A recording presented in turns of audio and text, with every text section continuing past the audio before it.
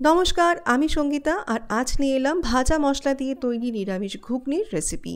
प्रथमेई 250 ग्राम घुगनिर मटर सारा रात भिजिए परेर दिन प्रेसार कुकारे এই ভেজানো মটর সাথে পরিমাণ মতো জল নুন অল্প হলুদের গুঁড়ো দিয়ে একদম কম আঁচে 3টে সিটি মেরে মটরগুলোকে আমি সেদ্ধ করে নিয়েছি।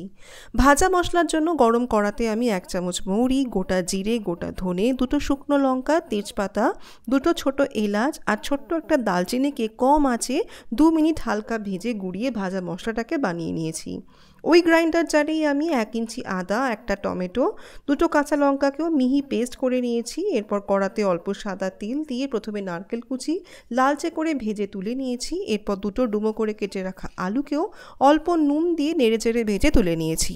এরপর তেলে তেজপাতা, শুকনো লঙ্কা, গোটা জিরে ফোড়ন দিয়ে টমেটোর পেস্ট দিয়ে 2 মিনিট কষিয়ে হলুদ গুঁড়ো, কাশ্মীরি লাল লঙ্কার গুঁড়ো, ভাজা মশলা, স্বাদ মতো নুন, অল্প চিনি দিয়ে ভালো করে কষিয়ে নিয়েছি যতক্ষণ না মশলা থেকে পুরো তেল ছেড়ে যায়।